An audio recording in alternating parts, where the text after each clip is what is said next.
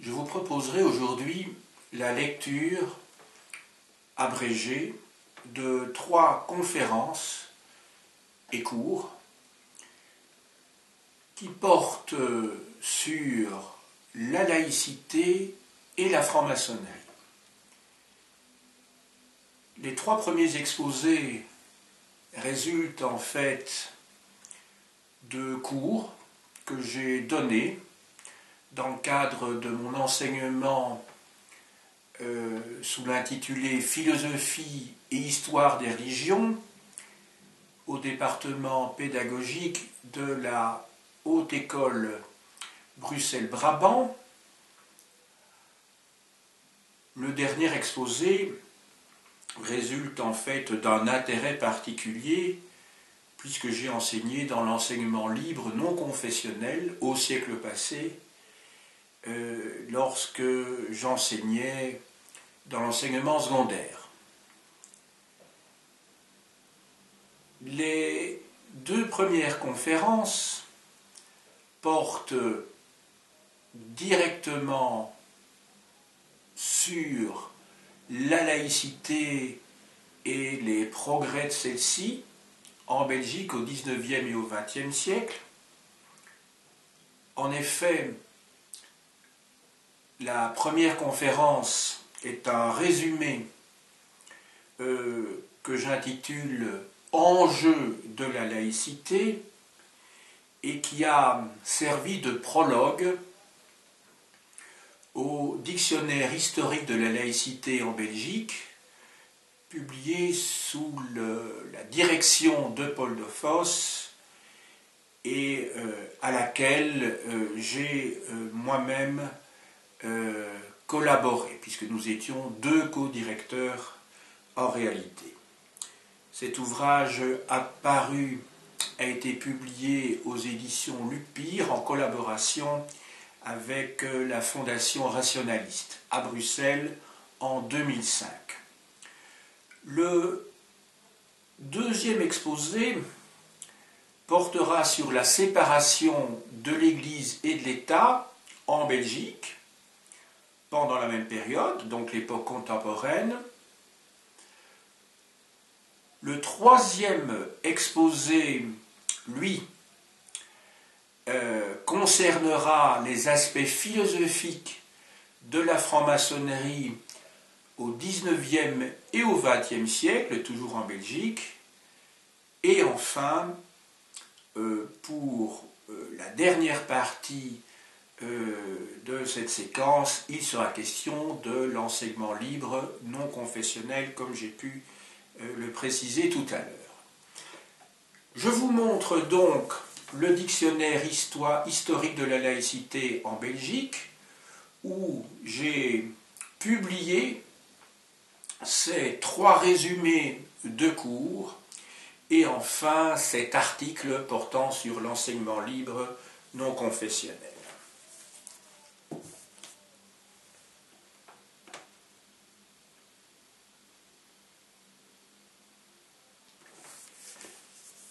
Je vais donc commencer par le prologue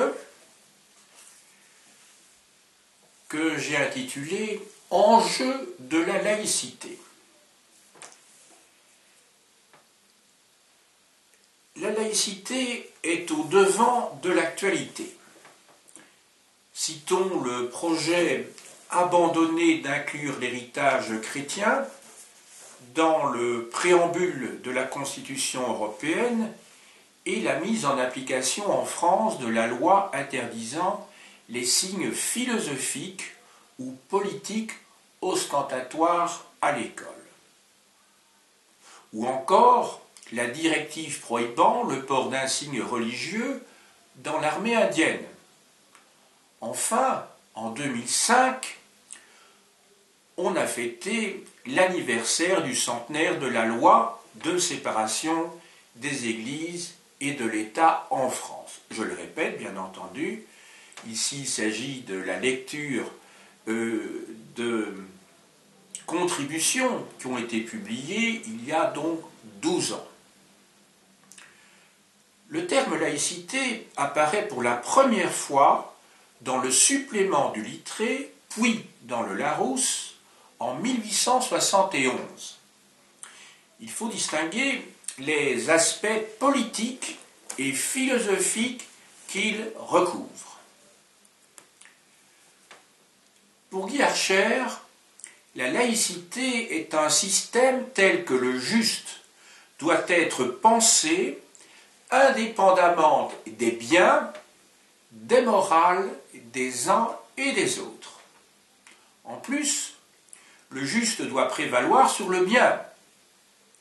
L'État, incarnation même de la justice, doit donc se séparer des églises qui sont les représentants d'une conception du bien.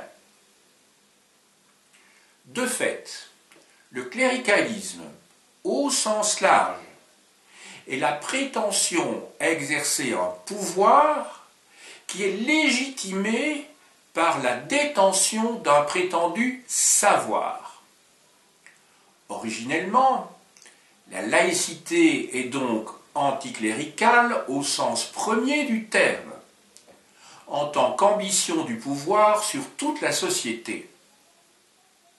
On voit ainsi en quoi le combat de la laïcité occupe un terrain infiniment plus vaste que celui communément considéré.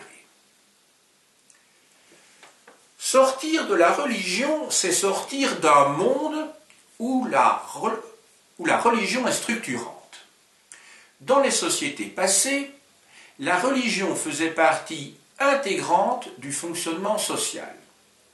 Un État laïque ne peut privilégier une conception. Il doit refuser toute forme de contrainte sur le plan des croyances et permettre la libre expression des opinions. Parmi les grands combats laïques, on trouve la conquête du suffrage universel, la sécularisation du droit et de la vie publique et la revendication d'une école publique neutre, gratuite et obligatoire. Il ne faut pas oublier que les droits de l'homme, reconnus au XXe siècle par l'Église, sont une conquête contre la tradition cléricale chrétienne. La laïcité s'oppose au financement d'organisations basées sur des croyances. L'État laïque n'a pas à prendre à sa charge, sur les deniers publics, des écoles fondées sur une appartenance religieuse ou politique. L'État doit traiter tous les citoyens de façon égale, quelles que soient leurs convictions politiques, religieuses ou philosophiques. Cependant, en Belgique, c'est le courant réaliste qui a prévalu. La laïcité bénéficie de la manne publique, mais, par sa position opportuniste, elle a conforté, quel que soit son objectif ultime, la généralisation des subsides aux religions reconnues officiellement par l'État. Liée à l'organisation de la cité, la laïcité est d'abord sous-tendue par une vision du monde. Elle se distingue en effet par une recherche éthique incessante. La place dévolue à la raison est essentielle. Toute doctrine, toute croyance peut et doit être mise en doute par la raison sans se référer à aucune autorité temporelle ou spirituelle supérieure. Autrement dit, la pensée ne doit se soumettre à aucun dogme et rien n'est définitivement jugé, ce qui implique, entre autres, le rejet de tout extrémisme et de tout autoritarisme. Pour le laïc, l'homme est le centre de toutes ses préoccupations et c'est ce qui définit l'humanisme. L'homme est à la mesure de toute chose. Non, l'homme est la mesure de toute chose, excusez-moi. Le terme de laïcité est porteur d'universalité, d'égalité et de non-discrimination entre les êtres humains.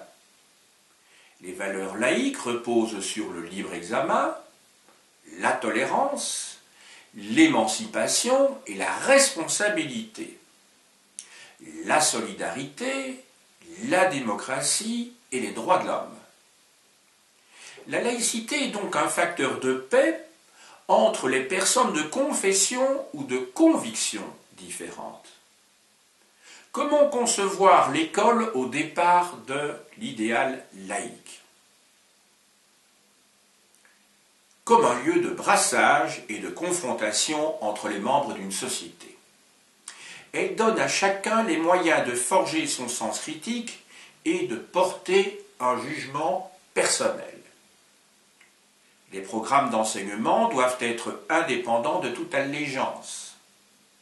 L'enseignement laïque transpose dans le champ scolaire les œuvres et les conquêtes de l'esprit humain et il n'a pas à souffrir des obstacles qui, dans l'histoire, ont freiné celui-ci chaque fois qu'une vision du monde, religieuse ou autre, a voulu s'imposer.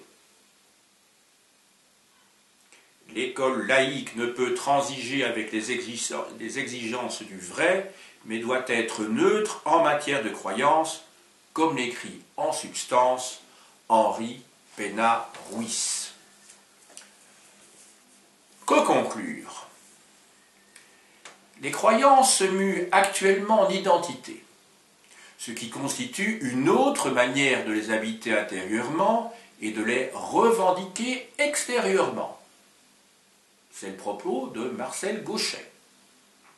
Pour Guy Archer, je le cite, « On est passé de la notion de laïcité-assimilation au début du XXe siècle, qui voulait former le citoyen nouveau par la morale laïque, à celui de laïcité-coexistence, plus neutre car elle respecte l'autonomie de la société civile.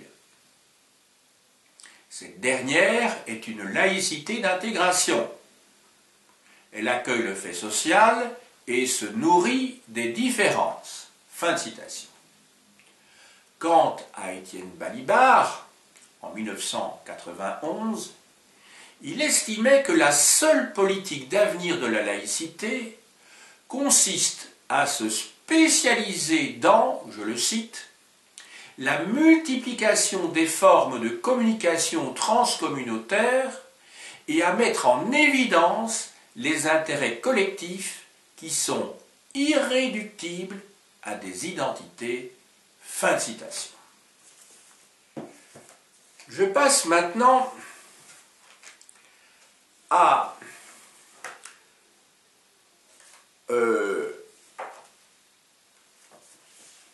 au résumé d'une autre conférence portant toujours sur la laïcité, à savoir le thème de la séparation de l'Église et de l'État en Belgique au XIXe et au XXe siècle. En 1831, lorsque la Constitution belge est votée, l'Église et les libéraux communient dans une même adhésion aux libertés inscrites dans le pacte fondamental. Dans les 15 années suivantes, une série de mesures législatives et réglementaires confèrent au clergé, notamment en matière scolaire, il s'agit de la loi organique dite loi Nothomb de 1842, une position privilégiée dans l'État. S'y oppose, en 1859, le futur ministre libéral Jules Barras dans son essai sur les rapports de l'État et des religions. Il y soutient que les constituants avaient établi entre l'Église et l'État un régime de séparation absolue, sauf deux exceptions de stricte interprétation inscrites dans la Constitution même. L'antériorité du mariage civil et la rémunération du clergé. De 1860 à 1880, la majorité des journaux catholiques s'attaque à la loi constitutionnelle. Cette attitude ultramontaine ne prend fin que sur les injonctions du pape Léon XIII lui-même. En 1863, 1878, 1911 et jusqu'en 1957, le clergé donne des consignes de vote très précises, même si, après 1880, l'Église laisse agir essentiellement le Parti libéral. Le Parti catholique, bien sûr. En 1879, c'est la loi Van Humbeek, seule l'école publique est reconnue et la religion est retirée du programme des cours. Le 5 juin 1880, le gouvernement libéral rompt ses relations diplomatiques avec le Vatican. Mais, à la suite des lois Jacobs 1884 et Scholart 1895, votées par les catholiques, le cours de religion redevient obligatoire. La séparation de l'Église et de l'État ne fait son entrée officiellement dans les programmes du Parti libéral qu'au congrès de 1887 pour les progressistes et de 1894 pour les doctrinaires. Né en 1885, le Parti ouvrier belge est, à ses débuts, profondément anticlérical. Dans une brochure intitulée « Le Parti ouvrier et la religion », qui date de 1898, Émile van der Velde plaide pour la séparation complète de l'État et des églises. Par la suite, le Parti socialiste évolue peu sur le plan doctrinal, en matière de défense des valeurs laïques. La revendication de séparation de l'Église et de l'État est omise dans le manifeste des gauches adopté en 1900 par le libéralisme enfin réunifié. En 1919, l'adoption du suffrage universel pur et simple détruit l'hégémonie des catholiques. Dès lors, ces derniers doivent former des cabinets de coalition avec les libéraux ou avec les socialistes ou avec les deux. En outre, l'accent est dorénavant mis sur les problèmes économiques et sociaux. Opposés sur ceux-ci, les socialistes et les libéraux sont alors prêts à faire à l'Église d'importantes concessions. La volonté de séparation se mue en un vœu purement platonique. Les libres penseurs restent intransigeants, mais les hommes politiques ne les écoutent plus. En 1955, une seconde guerre scolaire se déclenche à l'occasion du vote de la loi Collard. Elle affirme le droit entier de l'État de créer ses écoles et vise un contrôle plus strict des subventions à l'enseignement catholique. Au regard des revendications laïques du XIXe siècle, l'enjeu de cette guerre est dérisoire. En 1958, après le retour des catholiques au pouvoir, le pacte scolaire, signé par les trois grandes familles politiques, constitue un compromis basé sur le développement des réseaux scolaires libres et officiels. Et 3 ans plus tard, le Parti libéral renonce officiellement à son anticléricalisme. La seconde moitié des années 60 connaît une vague de sécularisation de toute la société. Mais l'ensemble des organisations catholiques garde une position de force dans toutes les structures politiques, économiques et sociales du pays. Jusqu'il y a peu, les partis confessionnels ont constitué le pivot indispensable des gouvernements de coalition. Ils ont aussi véritablement colonisé l'appareil de l'État. L'influence des catholiques dans les sphères administratives et politiques est sans commune mesure avec le poids électoral des partis confessionnels. Que reste-t-il comme symbole chrétien ? En 1868, sous un gouvernement libéral, un débat s'était tenu à la Chambre sur la constitutionnalité des honneurs militaires rendus au Saint-Sacrement ainsi qu'à la hiérarchie catholique en exécution d'un décret datant de l'occupation française.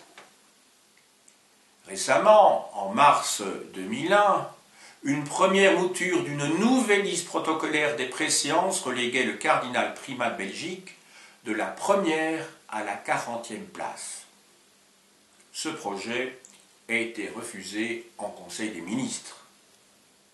Mais peu de temps après son entrée en charge, le ministre libéral flamand de la Justice, Mark Verwilgen, rédige une circulaire ordonnant le retrait du crucifix de toutes les salles d'audience des palais de justice. Mieux, le Te Deum du 15 novembre, qui célèbre religieusement la fête de la dynastie, cohabite désormais avec une cérémonie civile. En fait, un gouvernement réellement laïque aurait reconsidéré le problème des traitements et des pensions des ministres du culte, des fabriques d'églises ou de l'impôt philosophiquement dédicacé. Au pouvoir depuis 1999, les membres de la coalition qui regroupe les socialistes mais aussi les libéraux et les écologistes, ceux-ci jusqu'en 2003, doivent tenir compte qu'une partie de leur électorat et de leurs militants sont de sensibilité chrétienne. Tout compte fait, les Belges ont consacré en 2000 23 milliards 400 millions de francs au culte et à la laïcité. Si je compte bien, 23 milliards 400 millions de francs, ça doit correspondre pratiquement à 600 millions d'euros. Il s'agit donc de la reconnaissance de la laïcité depuis la révision de l'article 117 de la Constitution, dont l'essentiel, donc sur les 23 milliards 400 millions, dont l'essentiel, 18 milliards 500 millions de francs, profite aux seuls catholiques. Maintenant, je vous avais expliqué tout à l'heure que sur les 4 conférences, les 2 premières porteraient sur la laïcité, c'est le cas. J'ai lu le prologue de ce dictionnaire qui concerne les enjeux de la laïcité. Dans un deuxième temps, je vous ai lu ma contribution sur le thème de la séparation de l'Église et de l'État. Maintenant, nous allons passer à 2 sujets où il va être question de franc-maçonnerie ou du rôle de la franc-maçonnerie.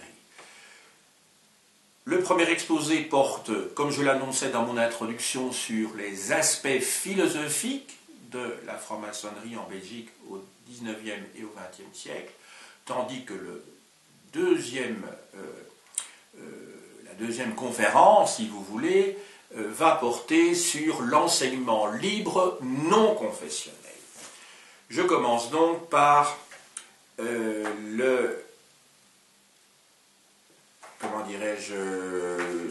l'article sur les aspects philosophiques de la franc-maçonnerie au XIXe et au XXe siècle.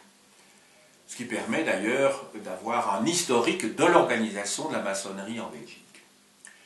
Le Grand Orient de Belgique est installé en 1833. En 1838, les évêques de Belgique adressent aux prêtres une lettre pastorale qui interdit aux catholiques d'appartenir aux loges maçonniques. En fait, à son origine, la franc-maçonnerie est religieuse, mais dès sa création au XVIIIe siècle, elle préconise la tolérance et le pluralisme religieux dans ses réunions. En 1854, sous l'impulsion de Theodor Verhagen, le Grand Orient de Belgique supprime l'article 135 de ses règlements généraux qui interdisait les discussions politiques et religieuses dans ses ateliers. Cette interdiction remontait en fait aux constitutions d'Anderson de 1723 qui, dans un souci d'universalisme, cherchait à rassembler en loge ce qui est épars dans la société. La décision de 1854 s'explique d'abord par le droit de pouvoir examiner sans entrave tous les problèmes relatifs à la morale, à la philosophie, à la politique et à la religion, c'est-à-dire tous les sujets essentiels se rapportant au bonheur et au progrès de l'humanité, et à en discuter de même. Dans une déclaration de principe publiée en 1858, le Grand Orient de Belgique précise que, je cite, « La franc-maçonnerie belge proclame avant tout la liberté de conscience ». Fin de citation. Après 1860, de plus en plus de francs-maçons belges ne professent plus le déisme de leurs aînés, mais l'agnosticisme ou l'athéisme. Les statuts du Grand Orient de Belgique sont révisés en 1871-1862, ainsi que ses règlements et rituels. Les allusions au grand architecte de l'univers, le fameux Gadlu, et à l'immortalité de l'âme sont supprimées.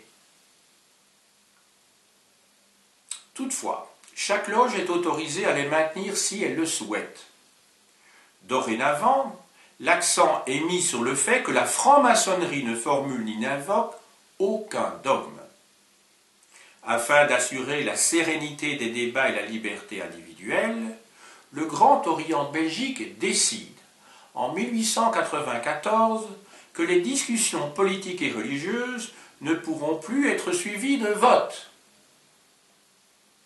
En 1928, la Fédération belge de l'ordre maçonnique mixte international, le droit humain, qu'on appelle de manière abrégée le DH, est installée. En importance, il s'agit de la deuxième obédience belge. Après 1945, la question de la reprise obligatoire des symboles religieux, le grand architecte de l'univers, la Bible, l'immortalité de l'âme, divise les membres du Grand Orient de Belgique. En 1959, l'obédience se scinde. La Grande Loge de Belgique, la GLB, est créée, mais n'est reconnue qu'en 1965 par la Grande Loge d'Angleterre. En 1979, la GLB connaît à son tour une scission qui donne naissance à la Grande Loge régulière de Belgique, la GLRB, seule obédience reconnue désormais par la franc-maçonnerie anglo-saxonne. 2 ans plus tard, en 1981, est enfin installée la Grande Loge féminine de Belgique, la GLFB, qui n'initie que des femmes. Le Grand Orient de Belgique, le droit humain, la Grande Loge de Belgique et la Grande Loge féminine de Belgique font partie de la franc-maçonnerie libérale ou adogmatique minoritaire dans le monde. Il me reste, enfin, je l'annonçais tout à l'heure, à vous lire ma contribution au dictionnaire historique de la laïcité en Belgique, donc ma contribution portant sur l'enseignement libre non confessionnel, et je vous ai dit que j'ai moi-même enseigné dans ce réseau pendant 7 ans, plus exactement de 1990 à 1998, avec une année d'interruption. En 1831, la Constitution belge inscrit au nombre de ses grands principes la liberté totale de l'enseignement. L'organisation d'un réseau scolaire public est ainsi laissée à l'abandon. En 1842, la loi organique du ministre Nothomb rend obligatoire l'enseignement de la religion catholique dans les écoles publiques. Cette loi se heurte à la vive opposition des anticléricaux. Si la plupart de ceux qui s'élèvent contre cette mainmise de l'Église sur l'enseignement sont favorables à un enseignement public officiel, certains croit à la nécessité d'ouvrir des écoles laïques de combat. Et d'abord, dans les loges maçonniques. En effet, de par ses principes, la franc-maçonnerie se doit de favoriser l'enseignement. Elle croit à la perfectibilité de l'homme. Selon elle, un développement intellectuel plus élevé contribue aussi à une plus grande élévation morale. Cet intérêt spontané pour l'enseignement s'exprime donc par l'aide de matériel apporté aux initiatives privées. Le sujet fut abordé dans certaines loges, comme les Amis philanthropes de Bruxelles en 1835, la Parfaite Intelligence et l'Étoile réunie de Liège en 1838 et, la même année, la Parfaite Union de Mons, mais sans résultat immédiat. Toutefois, quelques tentatives aboutirent. Par exemple, grâce à la loge Les Vrais Amis de l'Union et sous les auspices de l'association Tot Nut Want Algemeen, s'ouvre à Bruxelles la première école gardienne. À l'initiative de la même loge et des Amis philanthropes déjà cités, des cours scientifiques sont organisés en 1836. La même année, un atelier maçonnique, l'Union militaire, est fondé à Beverlo et, grâce à lui, une école est rattachée au camp militaire de la même localité. 5 ans plus tard, la loge La Parfaite Intelligence et l'Étoile réunie de Liège décide d'aider une école primaire fondée par Carré. Les milieux laïcs sont à l'origine de crèches et d'écoles gardiennes à Saint-Josse en 1846, à Ixelles en 1852 et à Saint-Gilles en 1869. De 1870 à 1878, les libéraux sont dans l'opposition. C'est l'époque où des écoles laïques sont créées, parfois temporairement, dans des localités privées de tout enseignement public ou dans d'autres où les écoles officielles ne sont que des institutions cléricales déguisées.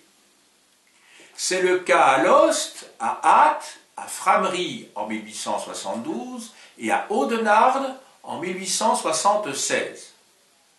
À la même époque, des établissements semblables sont fondés à Courtrai, Malines, Ninove, Termonde, Membach, Virton, Roulers et Sintiam. La Fédération du denier des écoles, depuis 1872, et la Ligue de l'enseignement s'efforcèrent de subsidier les écoles privées laïques de province jusqu'à ce que le retour des libéraux au gouvernement permette la reprise de ces différents établissements par l'État ou par les communes. En 1884, et pour 30 ans, les libéraux sont rejetés dans l'opposition. Parmi diverses dispositions, la loi organique du ministre Jacobs offre aux communes la possibilité de supprimer les écoles officielles maternelles, primaires et d'adultes.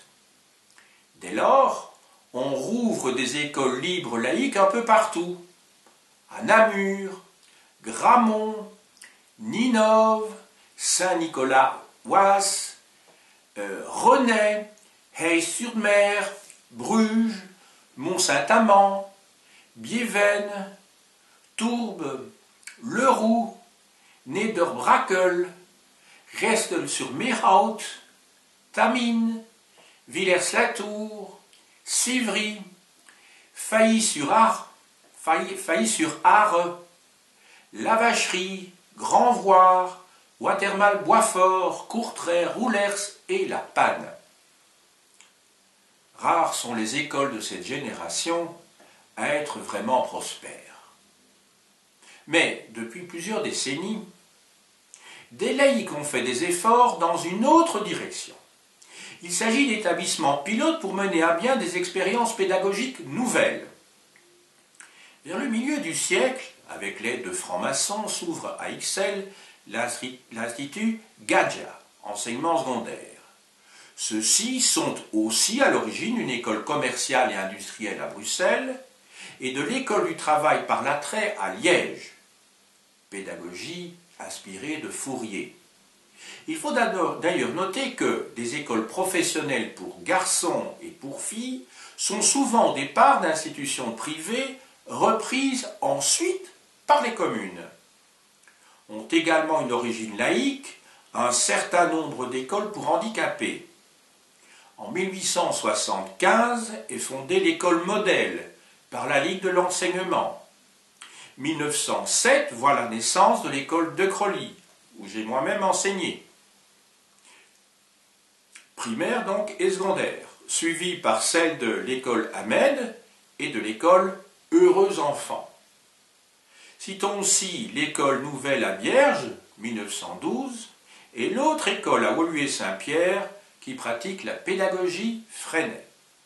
Pour couronner le tout, une éphémère Fédération nationale des écoles laïques libres de Belgique est constituée en mars 1921 à l'ULB, donc à l'Université libre de Bruxelles. Les fondateurs de cette association avaient comme objectif de recueillir des fonds et de créer, dans les régions du pays où elles n'existaient pas ou bien étaient insuffisantes, des institutions publiques.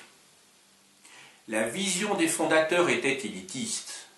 Le sénateur Albert Lejeune, président du conseil du lycée d'Anvers, déclarait dans le discours d'inauguration, je le cite, « Il s'agit de créer une élite de mieux doués, lesquels, grâce à une bonne éducation civique, seraient dans le pays des éléments actifs de relèvement intellectuel et moral et de progrès. » Fin de citation. Albert Lejeune en fut le premier président et Magnette le vice-président.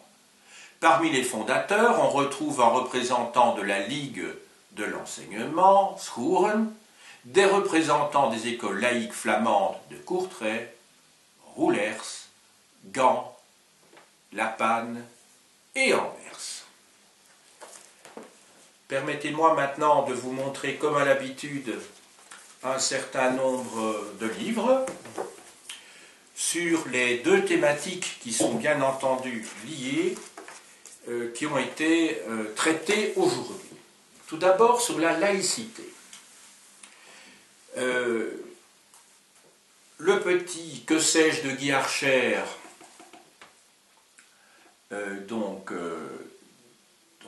aux presses universitaires de France, Les laïcités dans le monde de Jean Bobéro, autre Que sais-je,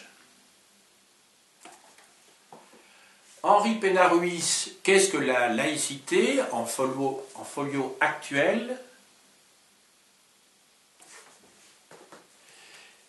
Laïcité, utopie et nécessité de Philippe Grolet dans la collection Liberté, j'écris ton nom, aux éditions Labor, collaboration avec les éditions Espace de Liberté. De Marcel Gauchet, La religion dans la démocratie, folio essai. De Luc Ferry et le même Marcel Gauchet, Le religieux après la religion, en biblio-essai.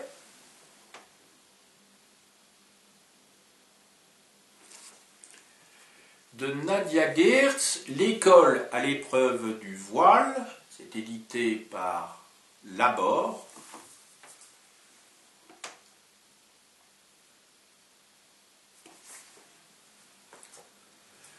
Alors je vous montre aussi l'ouvrage publié à l'occasion du centenaire de l'école de Crolly.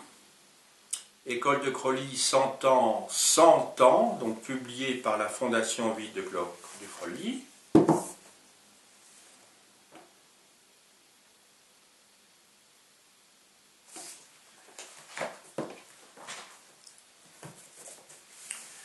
D'Arnold Claus, L'épopée laïque ou la conquête des libertés, publié chez Nathan et Labor.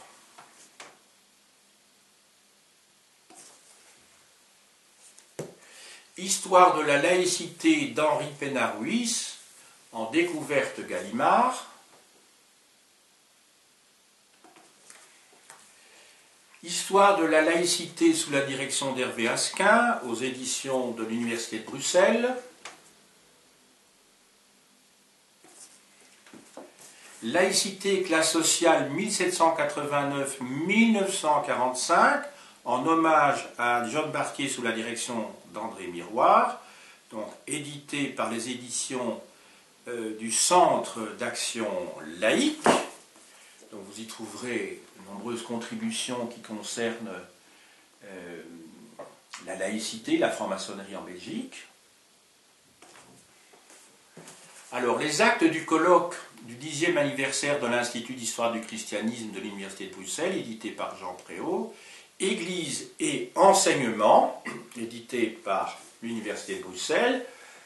Il y a des contributions qui portent justement sur l'enseignement privé, laïque au XIXe siècle, sur le rôle de la franc-maçonnerie également dans la promotion de la laïcité dans le domaine de l'enseignement.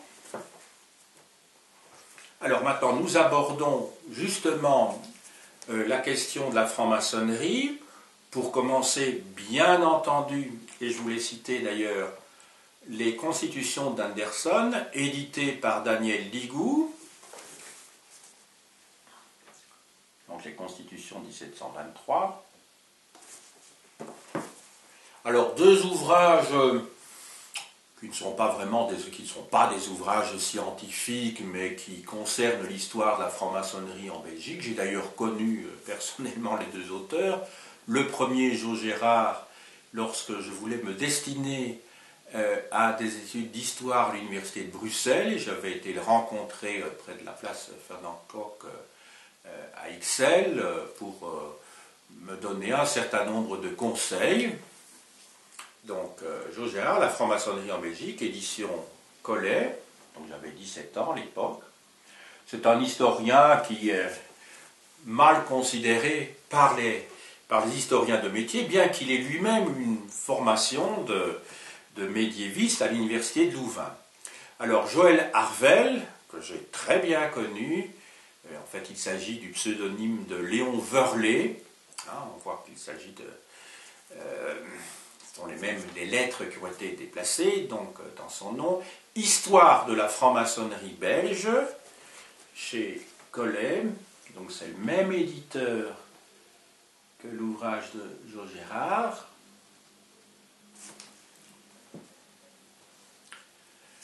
Alors, de Marcel de Scanfeler, Histoire de la franc-maçonnerie belge depuis 1830, un siècle et demi de Grand Orient de Belgique. Il y a 3 volumes. Le premier couvre la période 1830-1814. Le second, la période 1814-1983. Le dernier est une approche thématique.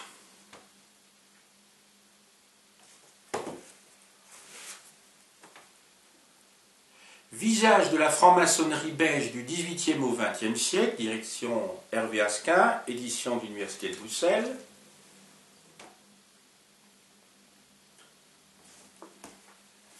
Laïcité et franc-maçonnerie, il s'agit en fait d'un recueil d'articles de John Barquier, qui était mon professeur d'histoire contemporaine à l'université, études rassemblées et publiées par Guy Cambier, qui était mon professeur de latin d'ailleurs dans la même université. Donc édition de l'Université de Bruxelles.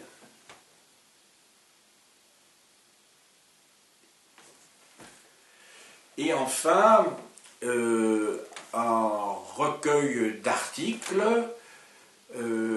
intitulé Maçonnerie, édité par Jacques Marx, édité par l'Université de Bruxelles. En fait, les différentes contributions ne portent pas sur l'histoire de la franc-maçonnerie en Belgique, mais il faut retenir quand même que les 2 dernières contributions, celles de Roger de Smet et de moi-même, sont des introductions bibliographiques à l'histoire de la franc-maçonnerie belge.